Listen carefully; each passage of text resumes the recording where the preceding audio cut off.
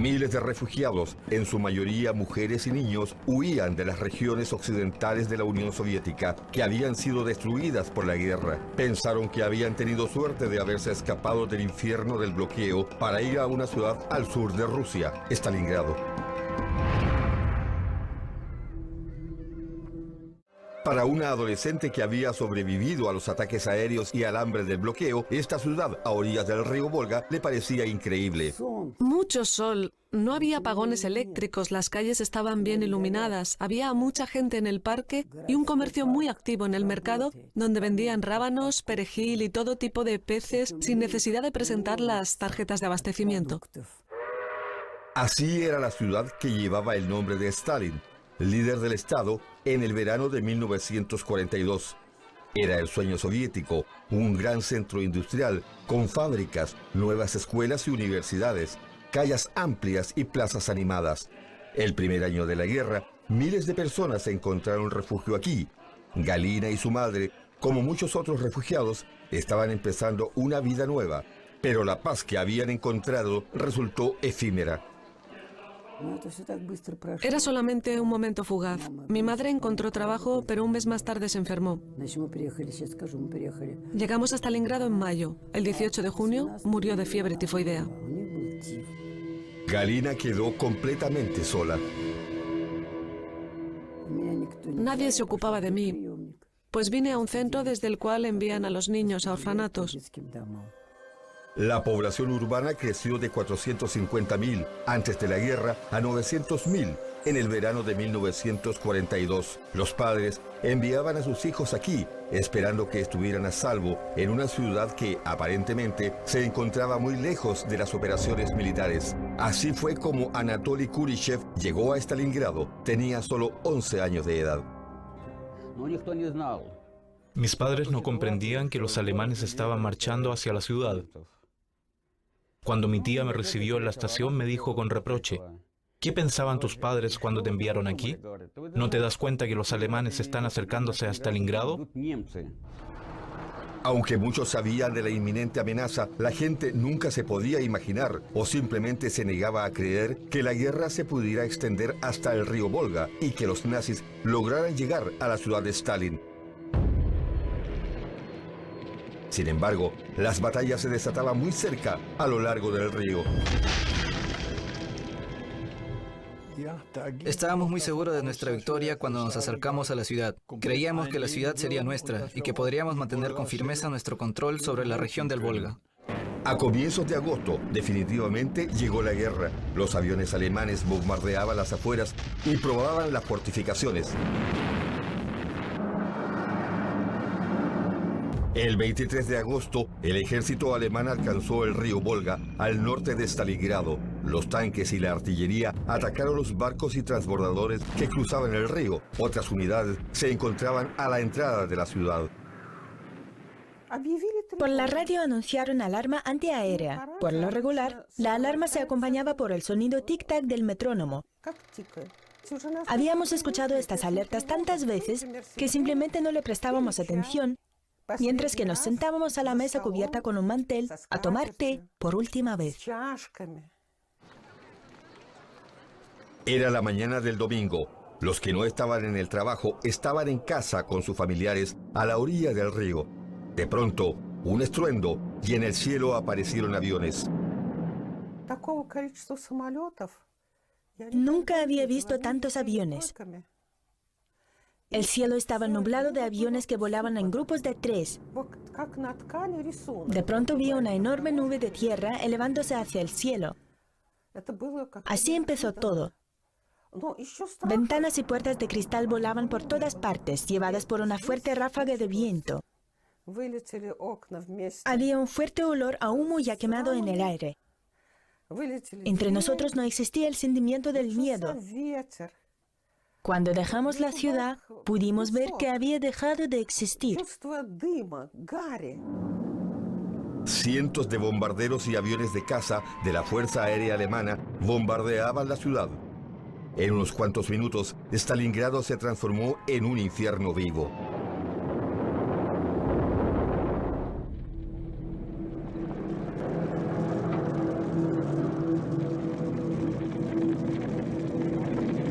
Durante el primer ataque aéreo, Anatoly se encontraba frente al río con sus amigos.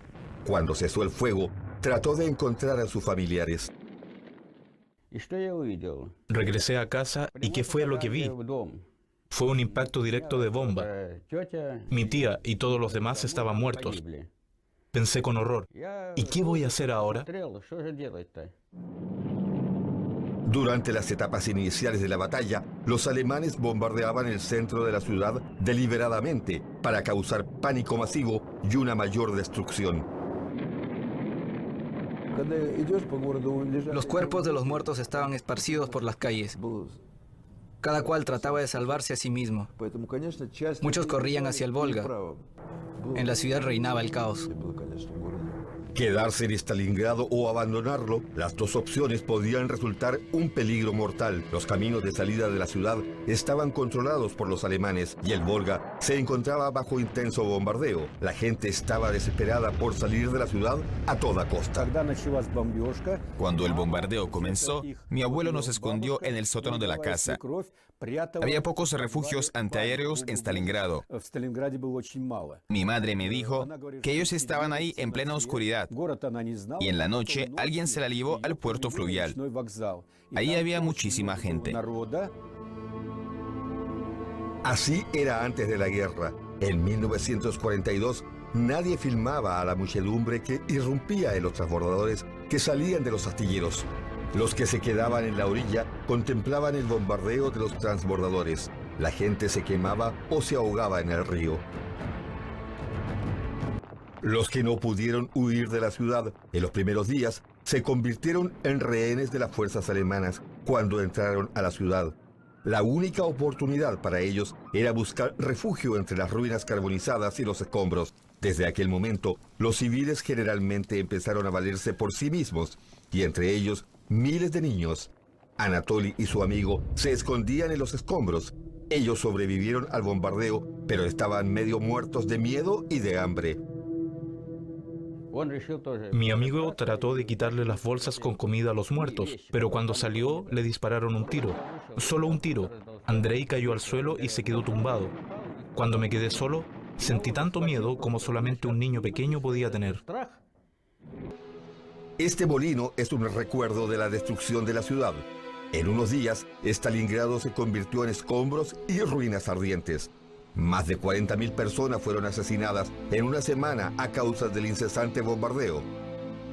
El mando de los nazis estaba decidido a borrar Stalingrado de la faz de la tierra. El primer bombardeo masivo fue solo el comienzo de una cruel batalla que duró 5 meses.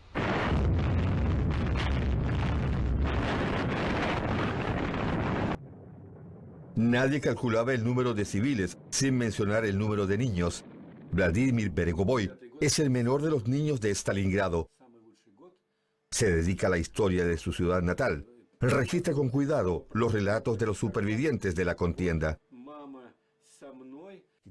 Una chica de Stalingrado, Clara Klus, recordaba cómo bombardearon su lancha a motor. Cuando recobró el conocimiento, estaba flotando en el agua, rodeada de cadáveres. Ella dijo que había pensado que estaba en el infierno, porque ¿dónde más uno podría ver tantos cadáveres a su alrededor? Solo en el infierno. Stalingrado era un infierno para los soldados también.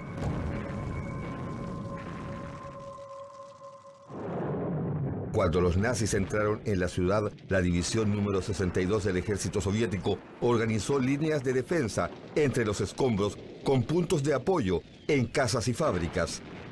En efecto, no era uno solo el campo de batalla, eran cientos. Se combatía por cada metro cuadrado. Las fuerzas soviéticas formaron centros de resistencia en cada edificio. Los soviéticos eran buenos en operaciones militares urbanas, luchando casa tras casa. Y nosotros no. Uno de los defensores de la ciudad fue Nikolai Tukinev. En aquel momento cumplió 17 años y soñaba con ser un pintor. Nikolai fue reclutado en los Urales y Stalingrado fue el sitio de su bautismo de fuego. Me acostumbré al tiroteo y bombardeo después de 3 o 4 días. Finalmente comencé a actuar como un soldado experimentado. Pero al principio tenía miedo. Era un cobarde. Las balas volaban por todas partes. Pero parecía que todas estaban apuntadas a mí, que todas querían matarme. y era un verdadero terror. El único modo de traer comida y municiones a la ciudad para las tropas soviéticas era a través del Volga, pero era un riesgo constante debido a que el río había sido bombardeado por las fuerzas aéreas de los nazis. A veces andaba entre ruinas, hurgaba en ellas y de pronto encontraba a un chico. Lo sacaba y él lloraba, porque había perdido a su madre. Las ruinas eran el lugar donde dormía y vivía. Luego lo alimentaba y a veces lo vestía de uniforme. Y ya tenía un soldado más. La historia de la inverosímil resistencia de la ciudad originó muchas leyendas, entre ellas el hijo del regimiento, que en ruso suena así, Simpolka. Había niños o adolescentes huérfanos entre 7 y 14 años de edad que fueron adoptados por los regimientos de defensa y se convertían en hijos de los regimientos. Los soldados los cuidaban y estos niños o adolescentes tenían ganas de ayudar.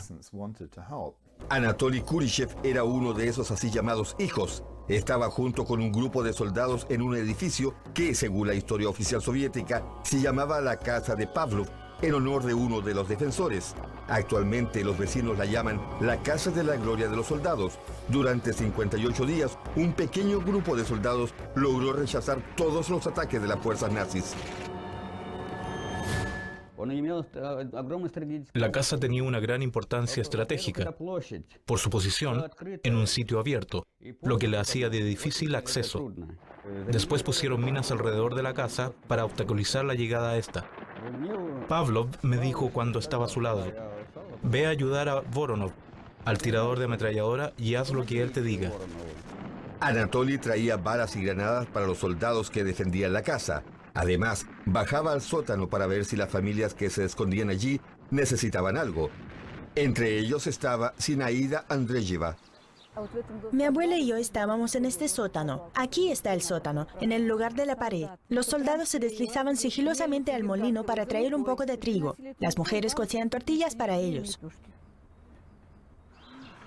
Zinaida Andreyeva relata la historia de su vida en Stalingrado a su nieta.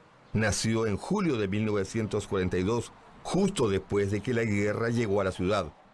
En noviembre, Zinaida, junto con su familia y el contusionado Anatoly, fueron evacuados de la ciudad cuando los dos ejércitos entraron en un combate encarnizado.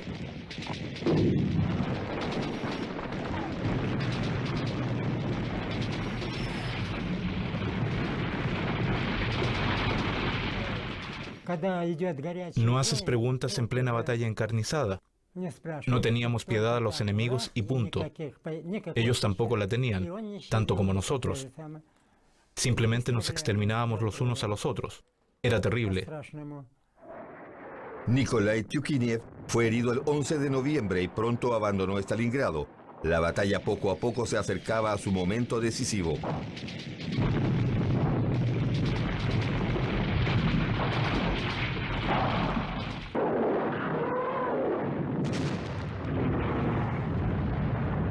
A fines de noviembre, las fuerzas soviéticas se lanzaron en contraataque y rodearon al sexto ejército alemán.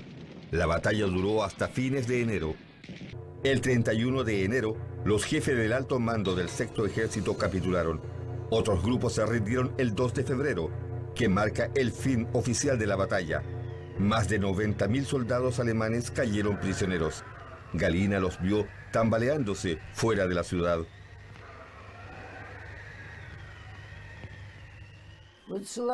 Un poco más y hubiera podido salir en la cámara. Pero en aquel momento a mí no me importaba eso. Simplemente contemplaba esta corriente infinita de alemanes. Cuando terminó la batalla, los civiles pudieron abandonar sus refugios. La ciudad arruinada parecía un hormiguero con gente apareciendo de entre los escombros. A Galina la mandaron a trabajar en una fábrica. Ella ayudó a reconstruir la ciudad.